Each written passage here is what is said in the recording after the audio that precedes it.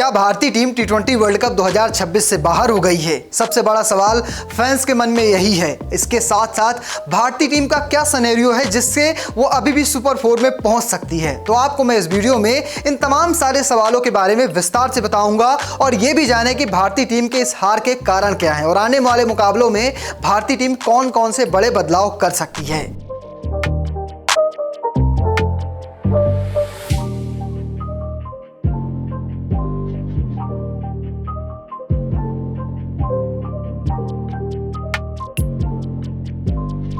कल के मुकाबले की बात करें तो भारतीय टीम ने गेंदबाजी शुरुआत जबरदस्त की थी। बुमराह ने 2 विकेट चटकाए थे, अर्शदीप के खाते में 1 विकेट आया था। पावर प्ले में अफ्रीकाई टीम पूरी तरह से बैकफुट पर थी, लेकिन उसके बाद डेवॉल्ट ब्रेविस और डेविड मिलर ने लगभग 90+ रनों की साझेदारी की। वहीं से टीम इंडिया थोड़ा बैकफुट पर आ गई। वरुण चक्रवर्ती न चलना भारतीय टीम के लिए एक बड़ी समस्या बन गई। अक्षर की जगह आए वॉशी कुछ खास कमाल नहीं कर पाए। हार्दिक पांड्या का दिन शुरुआत के ओवरों में अच्छा जाता है, लेकिन आखिरी ओवर में 20 रन खाते हैं जिससे उनकी भी इकोनॉमी खराब हो जाती है। बात करें अगर शिवम दुबे की, विकेट तो चटकाते हैं लेकिन रन रोकने में वो भी कामयाब नहीं होते हैं। डेवॉल्ट ब्रेविस का विकेट वही लेके जाते हैं। लेकिन तमाम सारे सिनेरियो के बाद भी, तमाम तरह के तिकड़म लगाने के बावजूद भी साउथ अफ्रीकाई टीम 187 रन बनाने में कामयाब हो जाती है।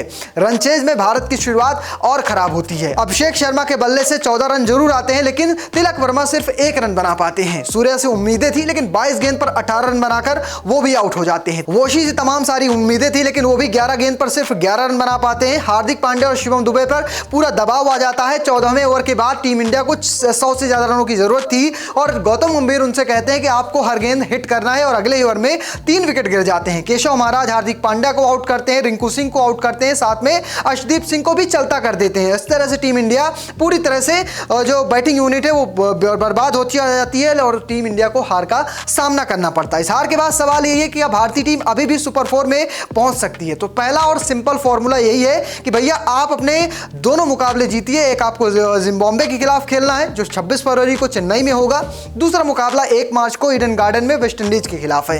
इन दोनों मुकाबलों को आप जीतिए, बड़े आराम से आपके 4 पॉइंट हो जाएंगे और ट्राई करिए कि आपका रन रेट थोड़ा बेहतर हो सके, 0 तक तो आ ही जाए, क्योंकि आप -8 के करीब है, -0.8 के आसपास है इस वक्त टीम इंडिया का रन रेट। अब यहां से अगर आपको ऊपर आना है तो आपको कम से कम 2 बड़ी जीत की जरूरत होने वाली है।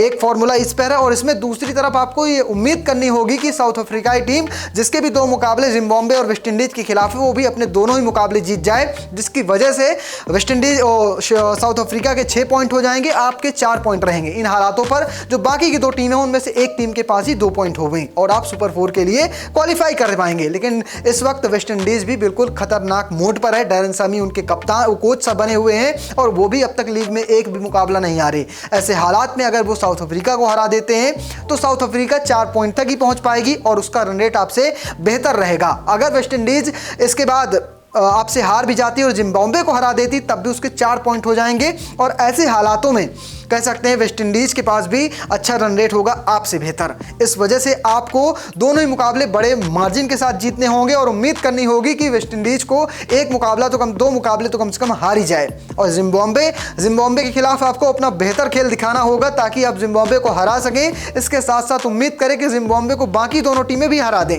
इन्हीं हालातों पर भारतीय टीम बड़े आराम से सुपर 4 के लिए क्वालिफाई कर पाएगी। सबसे आसान यही है कि साउथ अफ्रीका अपने 3 मुकाबले जीते, भारतीय टीम अपने 2 मुकाबले जीते और सुपर 4 का टिकट दोनों ही टीम कटवा लें। वेस्ट इंडीज अपने मुकाबले 1 जीत जाए, इसके अलावा बाकी सारे मुकाबले हार जाए। भारतीय टीम के लिए सबसे आसान सिनेरियो यही बनता है कि ऐसे हालात पर ही भारतीय टीम सुपर 8 के लिए क्वालिफाई कर सकती है। अब दूसरा सवाल, क्या भारतीय टीम की प्लेइंग 11 में बदलाव कर देना चाहिए? इस वक्त भारतीय टीम का जिद्दी अड़ियल रवैया भारत के फैंस को नागवार गुजर रहा है। सर किसी के मानना है कि भाई अभिषेक शर्मा इस वक्त फिट नहीं है, वो हॉस्पिटल से वापस आए हैं, आप उन्हें जबरदस्ती टीम में बना रखे हैं, प्लेइंग 11 का हिस्सा बना रखा है, ना वो गेंदबाजी कर पा रहे हैं क्योंकि उनके पेट में खिंचाव आ जाता है। फील्डिंग के दरमियान भी हम देखते हैं कि कई सारे वो ब्रेक लेते हैं, दूसरे खिलाड़ी आकर उनकी जगह फील्डिंग करते हैं। इन हालातों में आप संजू सैमसन के साथ जा सकते हैं, जिसकी फॉर्म थोड़ी सी 19-20 है, लेकिन उसकी फिटनेस 100% है, उसका इंटेंट 100% है और टीम इंडिया के लिए खेलेगा, ये हम सबको पता है। अभिषेक शर्मा की फिटनेस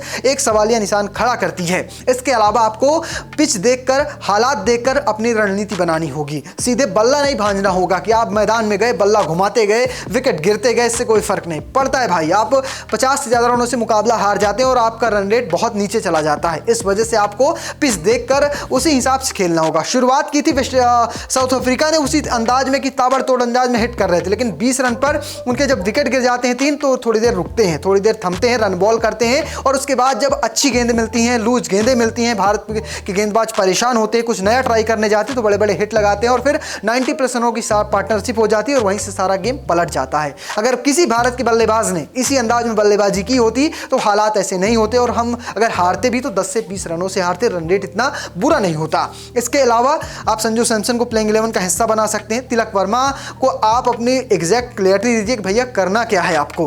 कभी आप कहते हैं हिट करिए, कभी कहते हैं कि आपको रन बॉल करना है। अब तक पहले उन्हें कहा गया था कि आपको रन बॉल करना है, पहला विकेट गिरने के बाद वो रन बॉल कर रहे थे। अभिषेक शर्मा ने खाता खोल दिया तो उनसे बोल दिया गया कि भाई अब आपको हिट करना है, तो हिट करने में आउट हो जाती है। तो उन्हें क्लियरिटी दीजिए कि भाई आपको चलाना कैसे है गेम, और सूर्या को पूरी जिम्मेदारी लेनी होगी कि कैसे गेम को रन किया जाएगा जब वो मैदान में होंगे। विकेट फेंक कर जाना कोई सोल्यूशन नहीं होने वाला टीम इंडिया के लिए। फिलहाल इसी बात को लेकर सुनील गावस्कर ने भारतीय टीम को खूब लताड़ लगाई। उन्होंने कहा कि भारतीय टीम सिर्फ अपने ईगो और अहंकार में मुकाबला हारी है। अगर साउथ अफ्रीका की तरह खेलते तो शायद ये हालात नहीं आते और भारतीय टीम इस मुकाबले के नजदीक पहुंचती, नजदीक से हारते, जीत जाते तो बहुत अच्छा होता। फिलहाल आप किसे मानते हैं हार का कसूरवार, कमेंट बॉक्स में लिखना और पेज को फॉलो करना, चैनल को सब्सक्राइब करना बिल्कुल मत भूलिएगा। धन्यवाद।